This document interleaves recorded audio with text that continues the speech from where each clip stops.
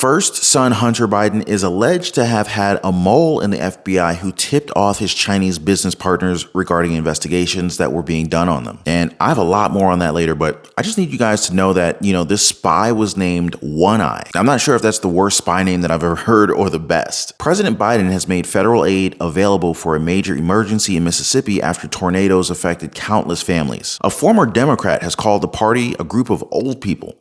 Ouch. A Putin ally says that any attempt to arrest the Russian president would be an act of war, while Putin himself has just announced his decision to move tactical nuclear weapons into Belarus. And while more bank failures are expected, a backup plan to tap federal deposit insurance for deposits above $250,000 has already been discussed. Now, before I continue, guys, please take a second, smash the like button for the video. It really inspires me even more to come on here every single day and provide you guys with the updates and the information that you all deserve to know about. And if you're in need of your daily dose of the truth when it comes to the state of our economy, social security, global happenings, the stock market, the housing market, and what's going on in Washington, D.C. that affects our lives, our families, and our bank accounts, be sure to subscribe to the channel. And for the best way to invest in gold, you'll see a link in the description down below this video. So guys, the House Oversight Committee is investigating claims by Dr. Gal Luft, a former Israel Defense Forces lieutenant colonel with deep intelligence ties in Washington and Beijing. And this is regarding information that he may have regarding the Biden family and corruption within the FBI. Now, according to Luft, quote, "I've been arrested in Cyprus on a politically motivated extradition request by the United States, the U.S. claiming I am an arms dealer. It would be funny if it weren't tragic. I've never been an arms dealer. The DOJ is trying to bury me to protect Joe, Jim, and Hunter Biden. Shall I name names?" End quote. Now, Luft is still in jail in Cyprus and is waiting extradition to the U.S. He says that the charges against him have been exaggerated. His lawyer said that Luft tried to inform the Department of Justice 4 years ago about Hunter receiving $100,000 monthly through a state-controlled Chinese energy company and $65,000 to Jim Biden, the president's brother, in exchange for FBI connections and the use of their name to promote China's Belt and Road Initiative around the world. Now, apparently, one of Hunter's business partners even said that he had a mole inside the FBI called One Eye. But here's what former Arkansas Governor Mike Huckabee had to say about this news. We also need a non-politicized FBI. Now the New York Post is reporting that Hunter Biden used a mole within the FBI named One Eye, because of course, who alerted Hunter and his Chinese business partners about any federal investigations. Governor, how can we trust the FBI to not be politicized, to not be so pro-Biden and anti-conservative when we get a drip, drip, drip like this seemingly every week or month now?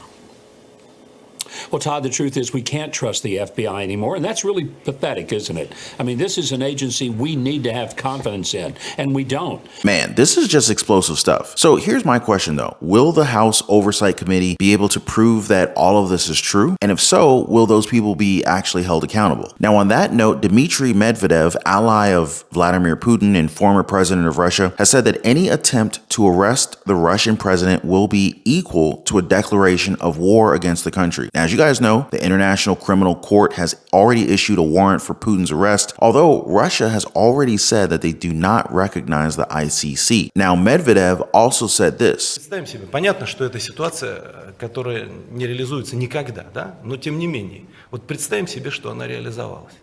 Действующий глава ядерного государства приехал вот на территорию, допустим, Германии и подвергся аресту. Что это? Объявление войны Российской Федерации. И уже в этом случае все наши средства, ракетные и прочие, полетят в Бундестаг, в офис канцлера и так далее.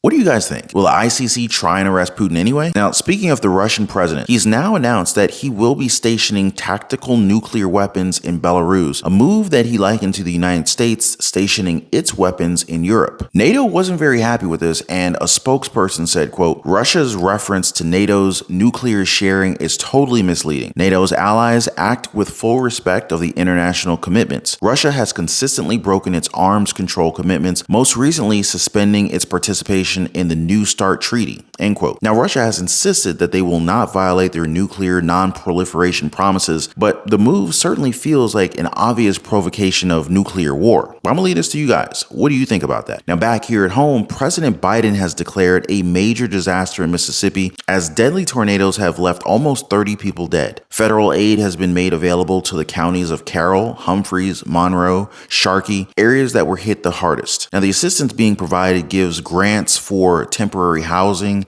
and home repairs, low-cost loans to cover uninsured property losses, and other programs to help people that are living there to recover. Our thoughts and prayers are going out to those who lost their lives and to those people who have been left behind. I hope that you guys can get back on your feet as soon as humanly possible. Senator Kirsten has been blasting his former colleagues from the Democratic Party, and she said that she doesn't miss them at all after leaving to become an independent. She was also quoted as saying this about them and their caucuses. Quote, "Old dudes are eating Jell-O. Everyone is talking about how great they are. I don't really need to be there for that. That's an hour and a half twice a week that I can get back. The Northerners and Westerners put Cool Whip on their Jell-O and the Southerners put cottage cheese," end quote. Wow, it really sounds like she does not miss attending those Democratic caucuses. What do you guys think of Sinema's representation of the lawmakers in the Democratic Party? Is she exaggerating or is she spot on? Now, lastly, President Biden has again put his faith in our banking system and saying that it's in good shape. Do you guys believe that? He also said that the Federal Deposit Insurance, the FDIC, could be tapped for deposits above $250,000 if we see more banks fail. Now, he also said, quote, "If we find that there's more instability than appears, we'd be in a position to have the FDIC use power it has to guarantee those deposits above $250,000 like they did already." I don't see anything that's on the horizon that's about to explode, but I do understand that there's an unease about this, end quote. So let me ask you guys, do you feel a little bit nervous about our banking system? And with Treasury Secretary Janet Yellen saying that smaller banks may not be bailed out, should we now rethink our investment strategies? Now, to some extent, I am thankful. Why? Because I had a gut feeling that these collapses and bank failures were going to happen. And it's also why I diversify. I diversify in cash, stocks, real estate, ETFs, gold, and also for the best way to invest in gold, there's a link in the description down below. I invest in assets that you can actually hold on to. And there's others that also open up profitable opportunities like real estate, the stock market, online businesses. And these things also create passive income and multiple streams of income. Now, I've also done a lot of work when it comes to small businesses and side hustles. These are the ventures that I stand to make multiple streams of income off of. Now, I know a lot of you guys have been commenting and asking,